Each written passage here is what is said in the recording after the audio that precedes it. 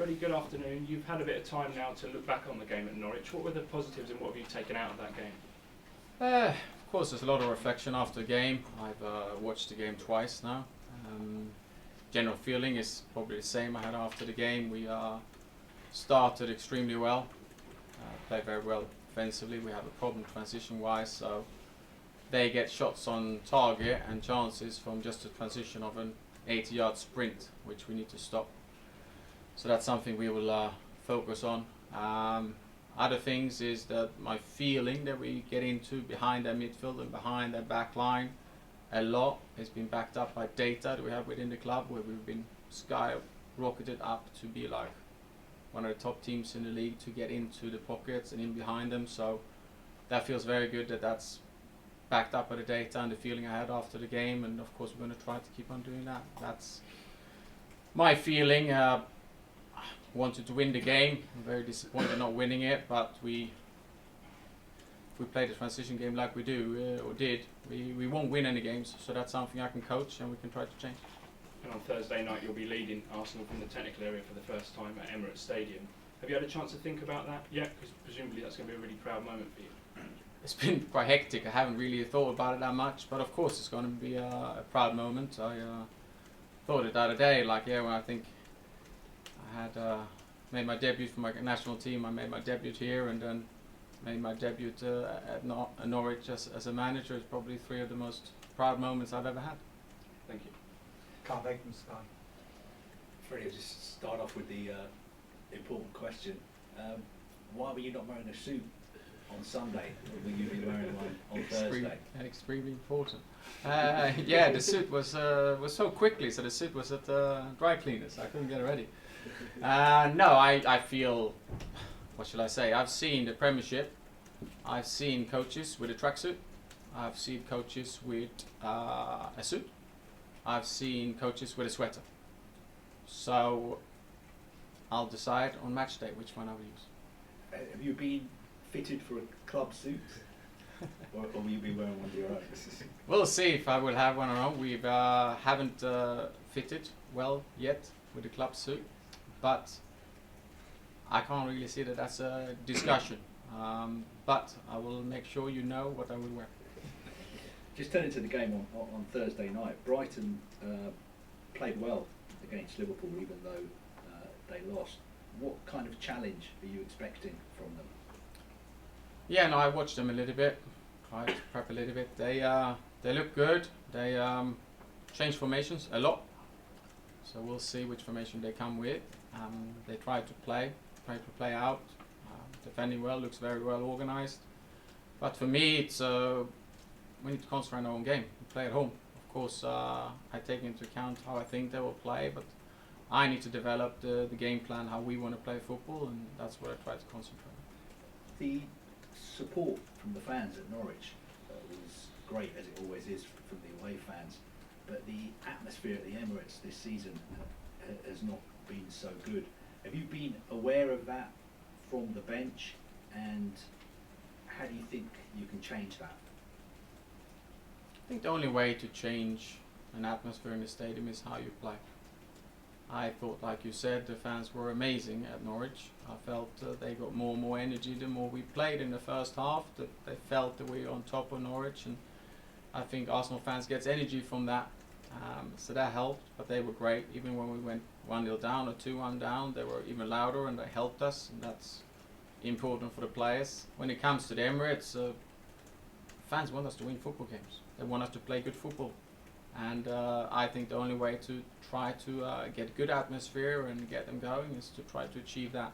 If that's me or that's someone else as a coach, I don't think that matters so much. You mentioned about the Norwich game, one of the areas you can improve on is on transitions. A lot of people also criticise the Arsenal defence. They say Arsenal players don't do enough work when you don't have the ball. For instance, they look back at the era when your teammates were players like Sol Campbell and Patrick Vieira. Do you think that criticism is justified of this current group of players? No, I think my players they try to defend. Of course, you can have different types of players in the squad. That's just the fact. Different types of players, but we've had a game plan what we try to do and want to defend. Of course, we need to try to, if players are not super quick and we say, oh, he's going to sprint with this and that, that's a different, what do you call it, can be difficult for that player. But in general terms, we try to put up a structure that everybody knows what to do. And the main thing I saw in the game was that we let them get into a situation where it was just a sprint. It was not about football or technical stuff. They just went in a competitive way, sprinting with each other, and we want to stop that. I think Arsenal haven't won a league game for almost 2 months. Why do you think that is? And do you think that is acceptable for a club as big as Arsenal? What I try to concentrate is going forward. I've been here, I've done 2 training sessions now, and I don't want to talk about coaches before and stuff. I think Unai done a great job, a great leader, fantastic coach. So that's nothing for me to judge on. I look forward. Main thing for me was when we were in Norwich, we hadn't won an away game since the first game of the season. And I felt that the players could react that way, and we played that well, in my opinion, offensively. Was good, but now we go forward. And finally from me, if a new manager does come in and it's not you, would you be happy to stay and go back to your old job? No, of course I work for the club, and what the club wants me to do, that's where I'm going to be. Of course I'm very proud for this opportunity, but the future will tell what's happened. Talk sport, Freddie. Freddie, can we expect to see too many changes for the game against Brighton? A bit silly of me to tell you what I'm going to do, but we'll see. We need to look at the fitness level of the players and who's fit and not fit. We had some players that were injured before, so we'll see. And what can you fix in the 3 days you have between the Norwich game and the Brighton game? Yeah, it's yesterday was a recovery for the ones that played as well. Again today they have to recover because we play a lot, so we'll be training with the ones that play at Norwich. We'll be training tomorrow. A short one, but of course we look at videos and I will show the small details that I think it's vital against Brighton to change. Of course, like I said before, if you've had a pre-season for 6 or 8 weeks, there's a lot of things you can totally work on. Here we have to, okay, that little piece is very important, that's what we're going to concentrate on, and that's what we're going to do. Have you spoken to Arsene Wenger over the last few days, or do you plan on doing so? No, I really would like to speak to him. I'm in contact with him, have not spoken to him. It's been a bit hectic, but that's on my list. Do you think we'll see a different Arsenal on Thursday compared to what Arsenal fans saw a week before? I try to build on maybe what you saw at Norwich. That's what we're going to try to build on. But at the same time, Brighton is a different opponent. Very, very well organised. I think they look good, so it's going to be tough for us. But we're of course going to try to build on what we did in the last game. And just finally from me, do you think this squad needs additions in January? And if so, are you going to be involved in those conversations over the next few weeks? I'm going on a match time now, so nothing that I'm going to get involved in, and I think we have a very good squad, but that's up to the big bosses of the club what they want to do. You're the first Swede to manage a Premier League club for, well, since Sven-Göran was here, basically. Why do you think that is, and känns det extra ärofyllt?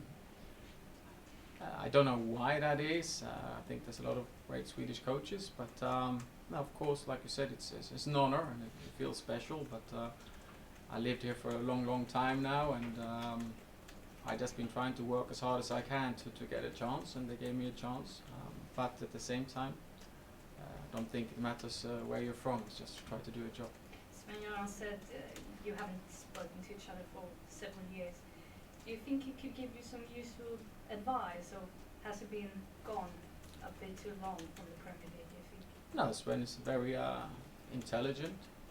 I spoke to him a lot when he was the manager for England, because he was watching our games.